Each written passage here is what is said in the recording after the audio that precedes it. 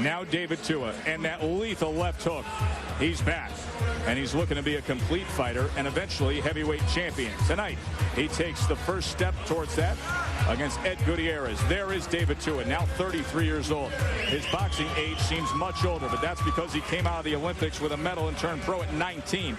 Checked in at 245.5, has 38 career knockouts.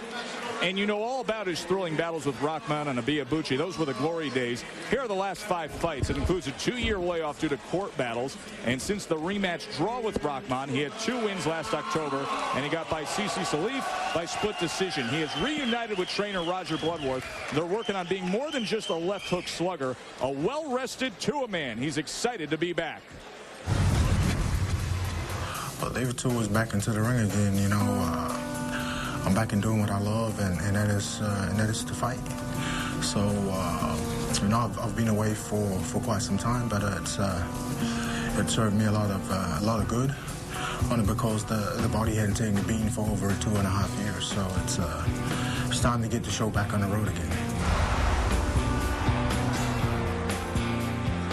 Tonight, the target's Gutierrez. Ed is 40 years old. Got a late start, turned pro at 35. Took part in the Chicago Golden Gloves at age 23. He's 15-2-1, 6 knockouts as a pro. And he's taken a major step up.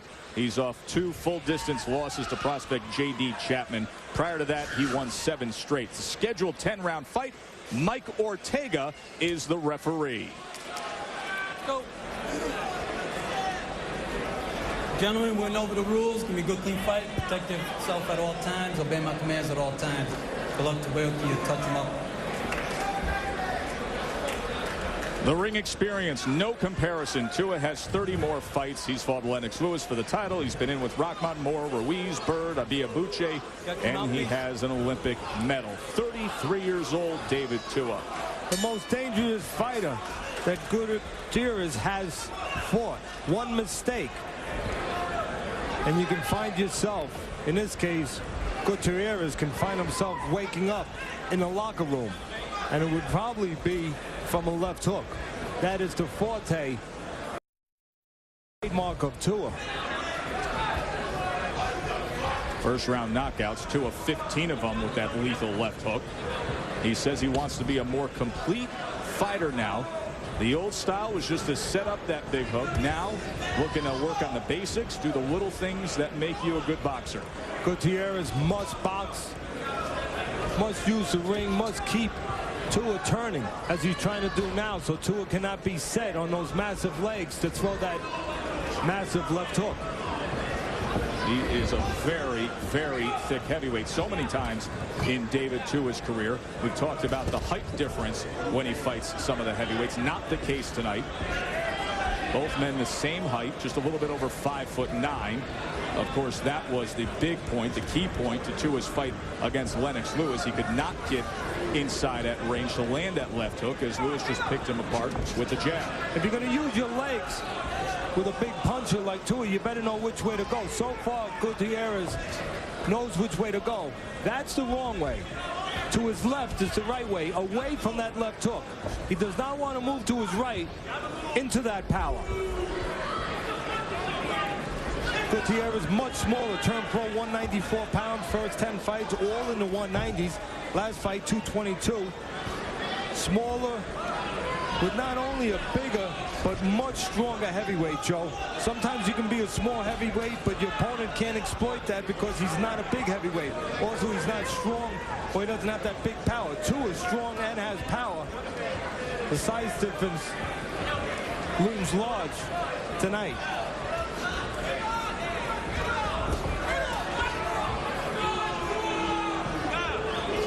If there's a knock on Tua, it's that he's not always busy enough, even with that big left hook. Doesn't always use his jab enough to stabilize opponents. Give them something to think about besides the left hook. Make it difficult for them to avoid a left hook. Right now, everything being avoided so far in this nondescript first round. Of course, Tua is dealing with a lot of inactivity. 9 months since his last fight. Go back 2 fights. He was off 2 years. But the tremendous edge, as you said, Joe, and experience, has fought 5 world champions. Had legal battles with his former management, was out of boxing from 2003 to 2005, and now he is back. End of one. Tua Gutierrez fights at the Manhattan Center on 34th Street in Midtown Manhattan. What a crowd on hand tonight. They are watching the former world heavyweight title challenger David Tua mount his comeback in a very open heavyweight division, a division that he says, I don't want to get sidetracked. I don't want to be thinking about fighting for the title again. I want to take baby steps and work on what I've been working on with trainer Roger Bloodworth. Of course, Gutierrez's only 2 losses came in his last 2 fights, both to the same man. That was against J.D. Chapman. And they represented his first step up from having fought, quite honestly, a resume of very soft opposition. J.D. Chapman, a decent-looking prospect who's been on a shows, had a win last week off TV on the Alan Green Tony Monsante undercard. Chapman 23-0, as you said, a prospect. Ed Gutierrez, originally from Chicago, where he worked out at the Windy City Gym with trainer Sam Colonna. He then moved to Oakland, California. When Sam was informed of this fight against David Tua, his one comment was, I don't like that fight for Ed at all. Now he opens up with that left hook, and the first time he does, Tua scores a knockdown. Well, the problem there was Gutierrez stayed in front too long. He was starting to feel comfortable because Tua hadn't been doing anything. You can never feel comfortable. You must not allow yourself to feel comfortable when you know you have a dynamite puncher in front of you and only one punch can remove you from the night.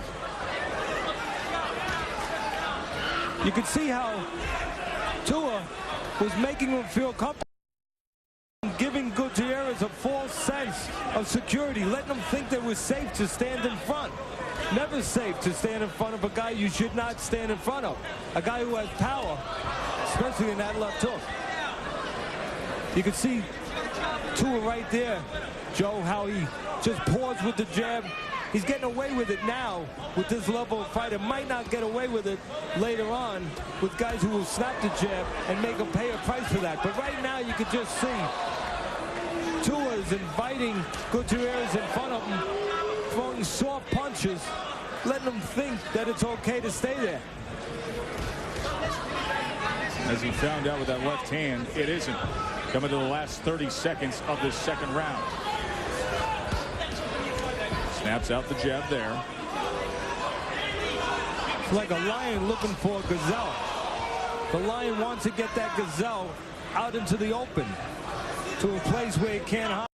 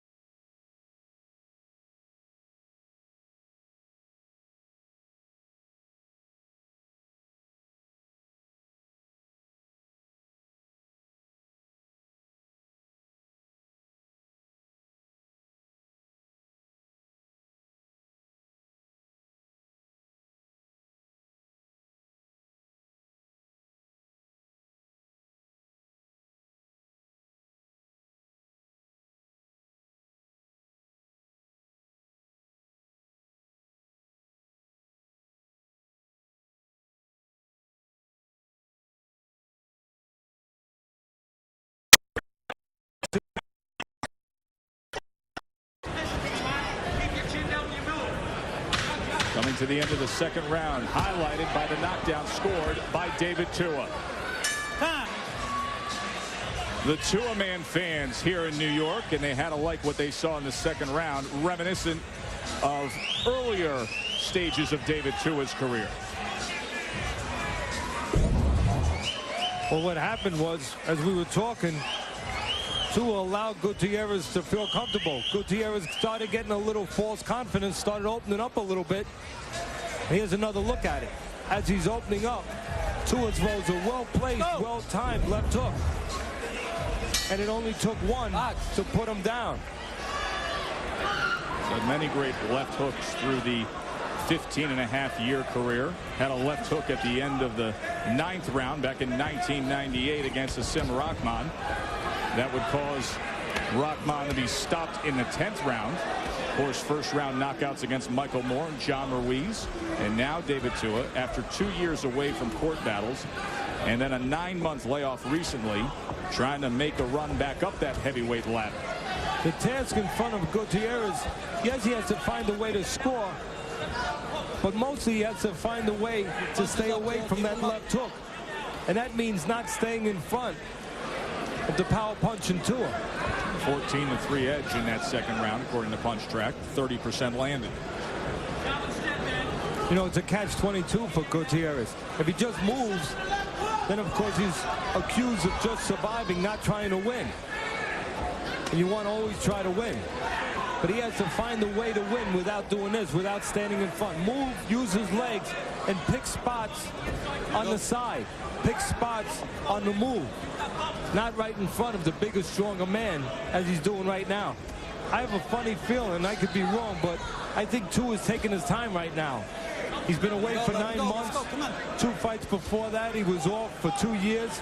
I think right now, he's allowing himself to get some work in. You know, when I sat with him yesterday, I asked him that very question. I said, "You're not going to mind rounds, are you?" And he gave me that look like, "No, I want to try to develop some of the stuff I've been doing with Roger Bloodworth, and that is try to be a more complete fighter, not just a guy that looks to land the left hook." So getting some time in, getting some actual in-the-ring fight time in, not a bad thing for David Tua. Especially when you have control of the landscape, the environment. Tua has a guy who cannot hurt him. A guy who he feels, if it gets away from him at any time, he can suddenly pull it back and find Gutierrez. Gutierrez not hiding.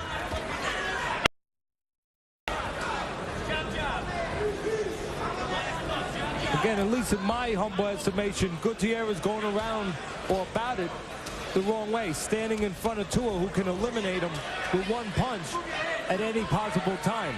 I believe Gutierrez should be using his legs, staying away from these kind of shots, keeping Tua turning instead of set to punch. Covered up, Tua came round it with a right hand. Tua wants to work on his moving, more head movement, controlling the ring more. There's a right hand that gets around that guard one more time. Gutierrez not posing a threat that forces more movement out of David Tua. Coming to the end of round number 3, the former world title challenger, David Tua, taking on Ed Gutierrez. Joe Tessitore and Teddy Atlas with you on Wednesday Night Fights, brought to you by Just for Men Hair Color. David Tua, Ed Gutierrez. Round 4 scheduled for 10. David Tua in the black trunks with the white writing. You see the MVOA. That is Samoan for all glory to God. Ed Gutierrez went down in the second round thanks to a signature left hook from David Tua. Thus a 10-8 round on Teddy's scorecard, 30-26 Tua. Left hand to the body from Tua.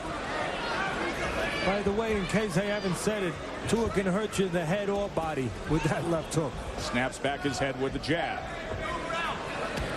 And Tua has the option of hurting Gutierrez to the head or the body, as Gutierrez is making himself very available to both those places.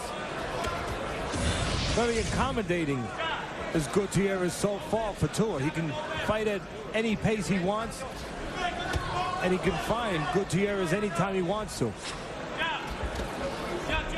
Again, Gutierrez should be using, in my estimation, his legs, taking away the most important asset the biggest asset that Tua has, his punching power. Do that. Move a little bit. Make Tua move his legs instead of being set to move his hands. Right hand to the body from Tua. Short, compact punches on the inside. That is David Tua's game. All but 2 fights of Gutierrez have been in his home state of Illinois. Guess what 2 fights those were that were not in that state? The 2 fights against J.D. Chapman. Those 2 losses. Exactly. And now here he ventures to New York to take on the biggest challenge of his 5-year career. 40 years old, Ed Gutierrez. Got a late start.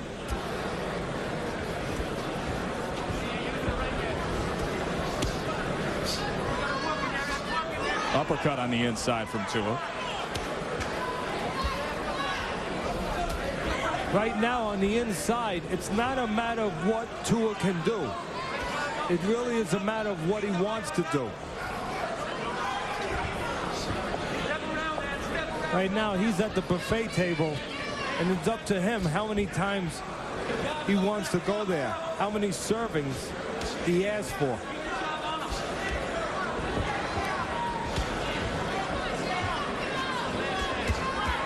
Gutierrez isn't going to like the taste of that. No, he's not. Doubled up that left hand. Tua letting the hands go a little more here in the final minute of this 4th round. Look at that double left hook, and the one to the body sends down Gutierrez. 4, 5, And a 6, soft body 7, of Gutierrez.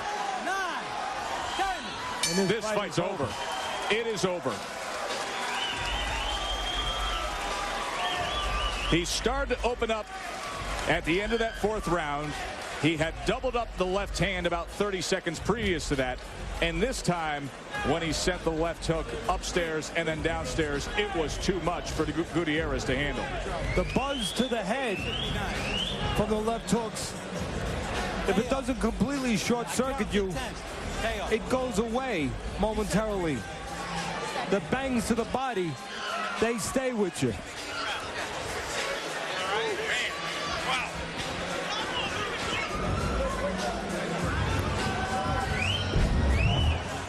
Here's the finishing touches. All you have to do is see the geography, where Gutierrez is putting himself. We said that from the beginning, in front of Tua. It was just a matter of when Tua was going to land the right punch. And you can see the way that's set up. But take one more look at it. Left hook up top brings the arm up a little bit, and then the elbow is out, and the left hook downstairs does the job for Tua. David Tua, 39th knockout of his career. For the official particulars, let's send it to the ring to Greg Dubin. Ladies and gentlemen,